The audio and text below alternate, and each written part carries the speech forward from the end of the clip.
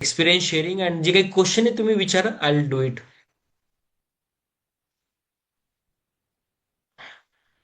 काही प्रश्न आहेत का बघतोय. Sanika Dhenge, opinion based answer preferred और factual answer in the interview. Sanika, see, your you should understand what to be answered or what not to be answered. तुम्हाला there is a तुम्हाला command पाहिजे. आता मी तर म्हणतो फॅक्च्युअल आन्सर मध्ये उत्तर देताना त्याचं इम्प्रेशन एवढं नसतं मित्रांनो.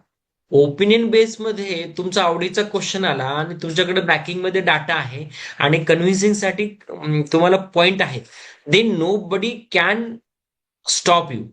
ओके मित्रांनो. तर ओपिनियन बेस तुमच्याकडे असेल तर मी म्हणेल दोन्हीपैकी opinion base is best Sanika. But provided you should have a conviction and your confident. Okay Sanika. आणि तुम्हाला लेव्हरेज हा ओपिनियन बेसवरतीच भेटतो. तुमची पर्सनॅलिटी, तुमचं ग्रुमिंग आणि तुमचं जे इम्प्रेशन म्हणतं ना, ओपिनियन मध्ये बसतं Sanika. Snehal. Mihir, as you told that you become a totally blank during interview incident, sir, same happened with the student during the writing and interview test. So how to deal such situation? How to reduce the panic emotion? Mihir, your point is right. I became a blank, but I was not totally blank. I was a blank because I was not doing anything. Okay, getting my point? I got a blank that kind of. मला असं नाही झालं की आता मला चक्कर येते, मी उलट चुकर बोलतो. मी उलट बोललो नाही बेटा, मला येतच नाही, तू काहीही कर. He spoke 3 times. मी तिथून टस का मस नाही झालो. त्याला ब्लँक म्हणत नाहीत. ते ब्लँक झाल्यानंतर ब्लँक यासाठी बोललो कारण मला येत नव्हतं म्हणून ब्लँक बोललो. परंतु आय वॉज नोईंग दॅट की बाबा मी उत्तर देणार नाही. आणि मित्रांनो, that is a thing I would like to teach you. I want to teach you की ब्लँक होणं वाईट नाहीये. मला येत नाही हे ब्लँक आहे, वाईट नाहीये. पण त्याच्यानंतर मी चूक केली ना, दॅट इज अ जर मी चूक केली असती तर मग ते वाईट असतं. Are you getting my point? Mihir. तर तो एक मुद्दा आहे. तर आणि बऱ्याच वेळेस असं होतं की फॉर एक्झाम्पल आता तुमच्यासाठी जे विद्यार्थी इंटरव्ह्यू मध्ये ब्लँक होतात, समजा तुम्हाला आलंच नाही तर काय करणार. पण काय होतं माहितीये मित्रांनो, इंटरव्ह्यू मध्ये जे तुम्ही मोठ्या लोकांसोबत बोलता, तर तुम्हाला गपशप नाही करता येत आणि यू शुड नॉट डू. पण तुमच्या याच्यामध्ये ब्लँक न होणं झाल्यानंतर तुम्ही देण, याच्यासाठी तुम्हाला प्रॅक्टिस करत राहिले ना, you go need to know. तुम्हाला आता तुम्हाला 4च शब्द माहिती आहेत, तुम्हाला एवढं माहिती नाही, तर तुम्ही 4 बोलून सर आय नो धिस म्हणून. It is best strategy. आणि मित्रांनो, तुम्ही जो फेकणारा म्हणतो ना आपण, फेकतो, गपशप जास्ती करतो, त्याची इमेज तशीच बनते मित्रांनो. ती नाही करायचं. म्हणजे लॉंग टर्म मध्ये, शॉर्ट टर्म मध्ये तुम्हाला बेनिफिट भेटून जाईल, लॉंग टर्म मध्ये नाही. मला 4 माहिती आहे, एवढंच माहिती आहे, आणि that will help in long term. Are you getting my point? तर I feel you should do. आणि ब्लँक होत नाही तुमच्याकडं. तुम्ही मेहनत करत राहा, प्रॅक्टिस करत राहा मित्रांनो. You are not going to. आणि आय होप मिहीर तुम्हाला कधीच हा प्रॉब्लेम येणार नाही. पायल, इंटरव्ह्यूच्या अगोदर मॉक इंटरव्ह्यू द्यायलाच हवे का? पायल, तुम्ही मॉक इंटरव्ह्यू दिले नाही ना, you are going to die in the interview board. Okay. कारण मॉक इंटरव्ह्यू शिवाय, जसं एक्झाम मध्ये आपण म्हणतो पुन्हा पुन्हा टेस्ट द्या, तर मॉक इंटरव्ह्यू याच्यासाठी द्यायचे तुम्हाला. मॅक्झिमम तुम्हाला चुका करायच्या, त्याच्यातनं तुम्हाला शिकायचंय. Are you getting my point? त्याच्यामुळे मॉक इंटरव्ह्यू देणं गरजेचंच आहे.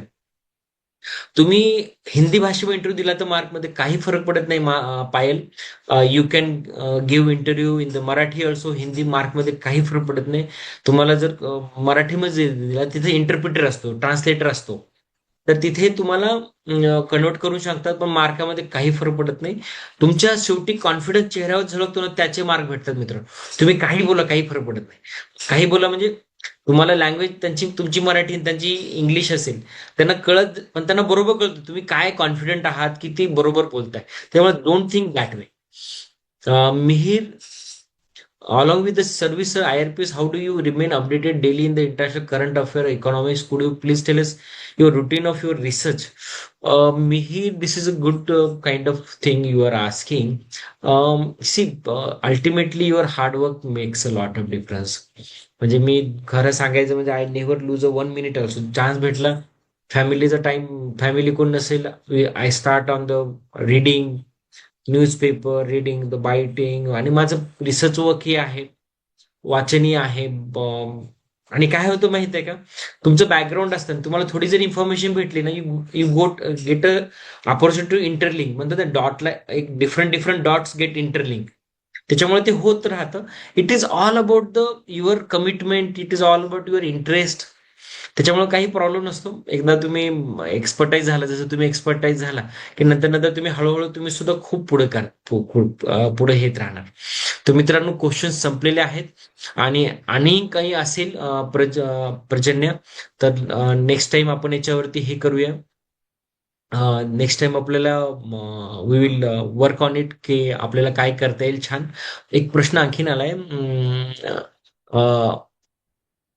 ह्या ठिकाणी, सर नोट्स एनसीईआरटी मधून काढाव्यात की रेफरन्स बुक मधून? दुसरा प्रश्न की लोकप्रशासन या विषयाची तयारी पॉलिटिकल सायन्स मधून कव्हर करता येईल का, की त्याविषयी स्वतंत्र तयारी करावी लागेल? पहिला मुद्दा आहे की नोट्स जे आहेत मित्रांनो, तुम्ही सब्जेक्ट वाईज करा. फॉर एक्झाम्पल तुम्ही हिस्ट्री आहे, तर एनसीईआरटीचे नोट्स सुद्धा हिस्ट्रीमध्ये काढा, रेफरन्सेस सुद्धा तिथेच काढा, तुमचं जे ऑप्शनल सब्जेक्ट तिथेच काढा. त्याच्यामुळे तुम्हाला लगब होणार नाही. आणि तुम्ही काढताना तिथं टॉपिकच्या खाली एनसीईआरटी टॉपिक करून काढला तर तुम्हाला भेटत राहतो. आणि काही दिवसांना कसं होतं, 1 वर्ष 2 वर्ष तयारी केल्यानंतर you get a command over to understand की कुठून तुम्हाला टॉपिक येत आहेत. ओके, कुठला अभ्यास आहे. त्याच्यामुळं तुम्ही नोट्स एक एक टॉपिकचा करा. हिस्ट्री वेगळं करा, जिओग्राफी करा, पॉलिटिकल करा, इंटरनॅशनल रिलेशन करा, पॉलिटिक्स वेगळं करा. तर तुम्हाला जमून जातं. ते फक्त तुम्ही एवढं आहे की करत राहणं, नोट्स काढत राहणं, वाचत राहणं, लिहित राहणं, नोट्स काढणं, हे तुम्ही करत राहा. नंतरचा प्रश्न आहे लोकप्रशासन याविषयी तयारी. लोकप्रशासन म्हणजे पब्लिक ऍडमिनिस्ट्रेशन किंवा पॉलिटी, ह्या दोन्ही लोक पब्लिक ऍडमिनिस्ट्रेशन जर तुम्ही विचारलं तर पॉलिटिकल सायन्स मधनं बऱ्यापैकी कव्हर होईल. तुम्ही इंडियन पॉलिटी म्हटलात तर इंडियन पॉलिटी पॉलिटिकल सायन्स मधनं कव्हर करता येईल. There is no issue about it. Prajwal, this is the answer for it. And I hope आजचं आपलं सेशन तुम्हाला जे काही काही प्रश्न असतील, पण आज आपल्याला जास्त वेळ देता नाही आले प्रश्नांना, पण आय होप की बऱ्याचशा गोष्टी कव्हर झाल्या असतील. अँड आय ऑल्सो, वेळ कमी असल्यामुळे मलाही थोडं जास्त डिटेलमध्ये सांगता नाही आलं माझा इंटरव्ह्यू, पण ज्या ज्या गोष्टी गरजेच्या आहेत आय आय कव्हर्ड इट. की जिथं तुम्हाला काय गोष्टीमध्ये अवॉइड करावं, काय गोष्टींना कसं तुम्ही सामोरं जावं. पण अल्टिमेटली मित्रांनो, इट इज युअर इच्छाशक्ती सगळं हे करतं. आणि सोबतच मित्रांनो, आपण पुढच्या वेळेस चांगल्या पद्धतीने हे करू, काही नवीन टॉपिक हे करूया. आणि तुम्हाला जे काही आवडतं याच्यामध्ये हे करता येईल किंवा तुम्हाला पर्सनलाइज हे, तर तुम्ही विचारू शकता माझ्या जीमेलला. आणि आपण भेटूया. थँक्यू, थँक्यू सर्वांना. Yes, thank you so much sir. अगदी सर्व विद्यार्थ्यांना रिलेव्हंट ठरेल अशी तुमच्या इंटरव्ह्यूची तुम्ही सगळी गोष्ट आम्हाला सांगितली. आणि खरोखर त्यामधून अनेक महत्वाचे घटक आम्ही घेतलेले आहेत. कारण आम्हाला म्हणजे आता सध्या शिक्षण पद्धती अशी झालेली आहे की अगदी UPSC ची परीक्षा झाल्यानंतर किंवा MPSC ची परीक्षा झाल्यानंतरच इंटरव्ह्यू द्यावा लागतो असं नाही. तर ह्या सर्व विद्यार्थ्यांना जेव्हा ग्रॅज्युएशन होतं तेव्हा मास्टर्ससाठी एखाद्या मोठ्या इन्स्टिट्यूटमध्ये जर त्यांना ऍडमिशन घ्यायची असेल तर तिथेही त्यांना या इंटरव्ह्यूला फेस करावंच लागतं.